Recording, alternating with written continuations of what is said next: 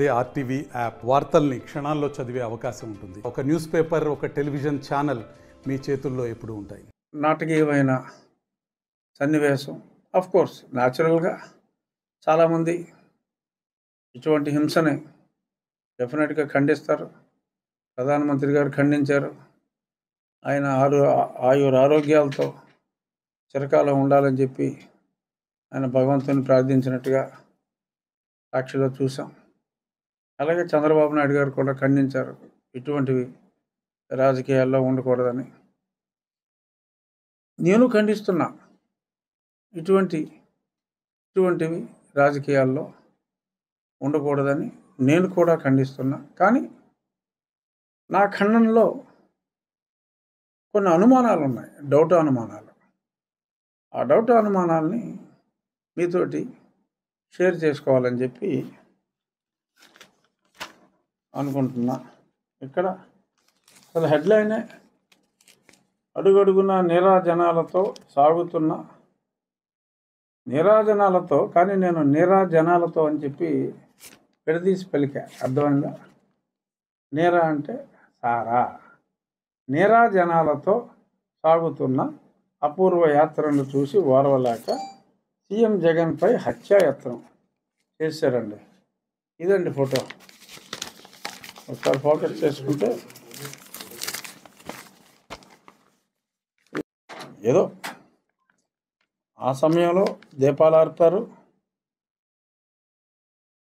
ఎందుకంటే కొంచెం చీకటి వచ్చింది, మరి కరెంటు ఏదో తగులుతాయని చెప్పి దీపాలు ఆర్పారు. సాక్షి లైవ్ కూడా లేదు. అప్పుడు ఇక్కడ ఇలా అన్నాడు ఆయన.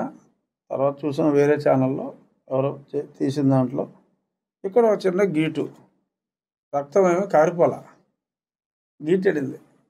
మాకు సెకండ్ ఇచ్చేటప్పుడు కూడా కొంతమంది గీరేస్తే ఆ మాత్రం పడతాయి. సరే, కొంచెం పెద్దదే పడిందని అనుకుందాం. ఇది దీనికి ఎవడన్నా కుట్లేస్తాడా? బాబు చూడు నాయన వర్మ, చూడు, ఈ గీటుకి ఎవడన్నా కుట్లేస్తారా? జనంగా వేయరు. సరే, కనుకి తగలలేదు, కరతకి తగలలేదు, గురి చూసి వాడు కొట్టాడా లేకపోతే గ్యాప్లో ఈయన ఒక చిన్న గీరుకున్నాడా అన్నది పక్కన పెడితే, ఈ ఫోటోలో ఇదంతా కమిలినట్టుగా కనుమూసాడు. కనుమూసాడు కదా దెబ్బ తగిలినప్పుడు. అదే సాక్షిలో ఇంకో ఫోటో కదా, ఇంత మైల చుట్టూ ఏదో ఫోటో ట్రిక్ అని నాకు అనిపిస్తుంది. నాకు అనిపించిన భావాలను పంచుకుంటున్నా. మీకు ఏమైనా డిఫరెంట్ భావాలు ఉంటే పంచుకుందాం. ఇక్కడ అనుమానం ఉంది, చక్కగా పూర్తిగా తెరిచాడు. అలా సింబాలిక్గా ఇంతకుముందు ఫోటోలో మూసాడు. ఇక్కడ అంతగా కమల్లా నార్మల్ హాస్పిటల్లో చక్క నడిచి వచ్చేస్తున్నాడు బ్రహ్మాండంగా. హత్యా ప్రయత్నం జరిగింది. ఆ తర్వాత ఆయన పర్యటనని కొనసాగించి సింగనగర్ నుంచి గన్నవరం దాకా చేరుకుంటే అప్పుడు అక్కడున్న cancer specialist doctor Simhadri Chandrasekhar గారు అక్కడ ఒకసారి ఇక్కడ ఏదో చిన్న కాయలాగా ఉంటే ఇప్పుడు 20 ఏళ్ళ క్రితం తొలగించడం జరిగింది. Is an excellent doctor. ఇక్కడ డాక్టర్ గారు బస్సులో రెడీగా ఉన్న ఒక డాక్టర్ గారు హరికృష్ణ గారు ఆయనకి ఓ ప్యాచ్ చేశారట. అక్కడికి వెళ్ళాక ఆ క్యాన్సర్ డాక్టర్ గారు అది తీసి ఇంకో ప్యాచ్ చేశారట. ఆ తర్వాత నిదానంగా ఆయన ప్రభుత్వ ఆసుపత్రికి వెళ్తే, నేను 2020 డిసెంబర్లో ఓపెన్ హార్ట్ సర్జరీ అయింది నాకు. నాకు మొత్తం ఇచ్చే ముందు చూసా, 4-5 ఉన్నారు. ఒక మెయిన్ డాక్టర్ గారు, ఒక 4-5 ఉన్నారు. తర్వాత నేను మొత్తంలోకి వెళ్ళిపోయా. ఈయనకి గవర్నమెంట్ హాస్పిటల్కి వెళ్ళాక నిజంగా కుట్లు పనిచేయలేదో ప్లాస్టిక్ సర్జన్ తోటి కుట్లు వేయించారన్నారు. ఎందుకంటే తర్వాత మనకేం గీటు కూడా కనపడదు కదా, అందుకని ప్లాస్టిక్ సర్జన్తో కుట్లు వేశారని చెప్పారు. ఆ ఫోటోలో నర్సులు, అంటే మేల్ నర్సులు కానీ ఫీమేల్ నర్సులు కానీ ఆ డాక్టర్లు కానీ సుమారు ఒక 18 మంది నేను లెక్క పెట్టగలిగా. అంటే గ్రూప్ ఫోటో దిగారు 18 మంది. డాక్టర్లు అవసరం? ఓపెన్ హార్ట్ సర్జరీకే నాకు 5 6 ఆ గదిలో ఉంటాయి. అనస్థియాలజిస్ట్ ఉండాలి, సర్జన్ ఉండాలి, అసిస్టెంట్ సర్జన్, అందరూ కలిపినా కూడా 6. మరి ఇక్కడ 18 నుంచి ఒక 20 మంది మరి కుట్లు వేసినట్టుగా ఈయన యాజ్ యూజువల్ చిక్కటి చిరునవ్వుతో ఓ 18 మందితో చికిత్స అనంతరం ఆయన ఫోటో దిగాడు. 5 నిమిషాల్లో పంగల్కర్ర వాడారని, అంటే క్యాట్ బాల్ అంటారు కదా, ఆ పంగల్కర్ర వాడినట్టుగా ఒక అభిప్రాయం వెలుబుచ్చారు. అంటే ఎక్కడో ఒక పంగల్కర్ర, బహుశా వీళ్ళు ఒరిజినల్ డ్రామా ప్రకారం ఓ పంగల్కర్ర అక్కడెక్కడో వదిలేసి ఆనవాలుగా, అంటే ఆ కంగారులో వాడు పంగల్కర్రతో కొట్టి పారిపోయినట్టుగా ఓ పంగల్కర్ర అక్కడ పెట్టుంటారేమో. ఒరిజినల్ స్క్రిప్ట్ ప్రకారం ముందుగా పంగల్కర్ర అని చెప్పి 3వ నిమిషంలోనే మాట్లాడేశారు. కానీ ఇప్పుడు దాకా పంగల్కర్ర ఏమో అక్కడ దొరకలా, తర్వాత దొరికినట్టు చూపెడతారేమో. ఇదైతే మటుకు 2019లో కోడికత్తి అది ఇప్పుడు డ్రామా అని మనకు తెలిసిపోయింది. ఎందుకంటే అసలు ఈ క్యాండిడేట్ కేసు పెట్టినట్టు కోర్టుకు వెళ్ళలా, అడని చెప్పేస్తున్నాడు. అసలు ఇదంతా నేను ఇతని అభిమాని, అసలు నేను పొడిచింది లేదు చచ్చింది లేదు అని చెప్తున్నాడు. ఇతను కోర్టుకు వెళ్ళలేదు. బాబాయిని లేపేశారు. ఒక పక్క షర్మిల చాలా స్పష్టంగా చెప్తుంది, డాక్టర్ సునీత కూడా స్పష్టంగా చెప్తుంది. ఆ హత్య గురించి కడపలో మొదలైన ప్రబంధనం మళ్ళీ రాష్ట్రం అంతా ఆ హత్యా పవనాలు తాకుతున్నాయి. సో ఒక పక్క ఆ హత్యా పవనాలు ఆపటానికి ముళ్ళును ముళ్ళుతోనే తీయాలని చెప్పి బహుశా ఈయన మీద హత్యా ప్రయత్నం ఏమన్నా సరదాగా చిలిపిగా చేయించుకున్నారా అనే అనుమానాలు వస్తాయి. ఎందుకంటే మనందరం సినిమాలు చూసేవాళ్ళం. అతడు సినిమా గుర్తుండి ఉంటుందిగా, అతడు కాబట్టి అక్కడ ఆ షిండే గారు నిజంగా ఎవడో వేసేస్తాడు. ఇది జాగ్రత్తలన్నీ తీసుకున్నారు. నిజంగా హత్యా ప్రయత్నం అని చెప్పి అనాలంటే కనీస జ్ఞానం ఉండాలి కదా. అంత హత్య చేసేయాలి, పంగళకరతో హత్య చేసేయాలి అనుకున్నాడు తుపాకి వాళ్ళేనా? ఓ తుపాకి దొరకదా? ఎందుకు దొరకదు? ఎవరు హత్య చేస్తారండి? ఎందుకు హత్య చేస్తారు? జగన్మోహన్ రెడ్డి గారిని హత్య చేయవలసిన అవసరం ఎవరికి ఉంటుంది? రేపో మాపో పోయేవాడు ఆయన. పోయేవాడు అంటే ఎలక్షన్లో ఓడిపోయేవాడు అని చెప్పి హత్యలు ఎందుకు చేసుకుంటారు? ఎలక్షన్ ముందు జగన్మోహన్ రెడ్డి గారిని బుద్ధున్నోడు ఎవడో కూడా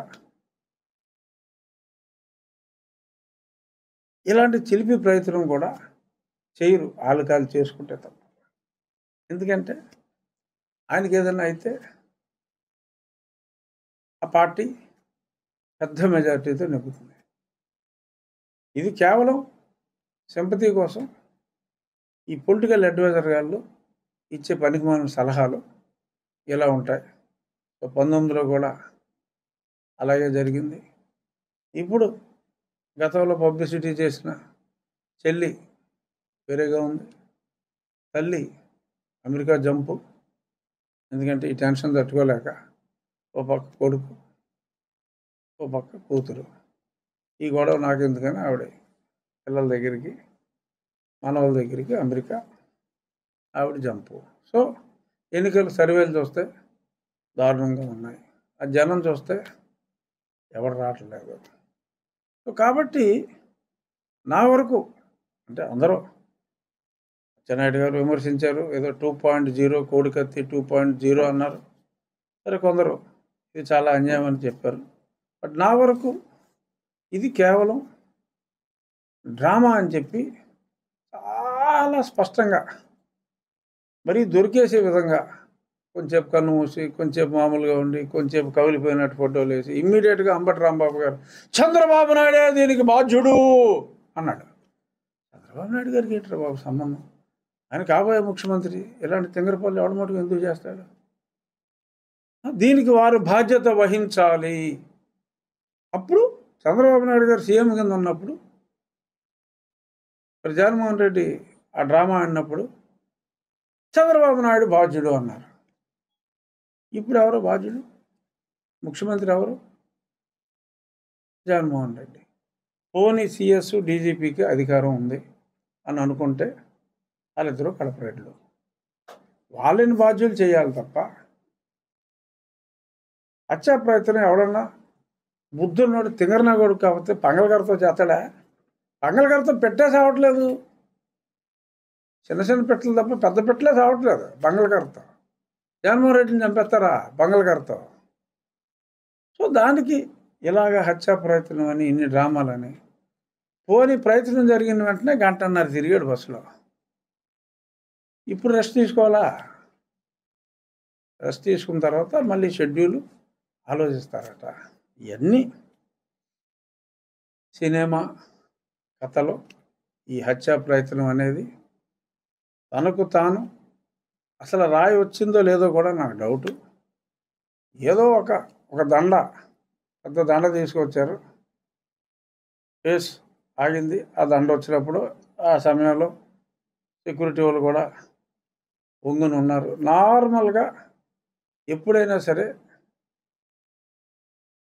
ఇటువంటి కరెంట్ తీసేసినప్పుడు, ఇటువంటిప్పుడు ఇంత క్లోజ్గా అయితే వెళ్ళినప్పుడు ఈ ప్లాస్టిక్ షీల్డ్ ఉంటుంది, బుల్లెట్ ప్రూఫ్ ప్లాస్టిక్ షీల్డ్. ఈయన ముఖారు విందాన్ని అవతల తగ్గ చూసుకోవచ్చు, ఈయన ముసిముసి నవ్వులు చూసుకోవచ్చు, టిట్టి ఊపినా సరే కనపడుతుంది, ఎటువంటి ఇబ్బంది లేదు.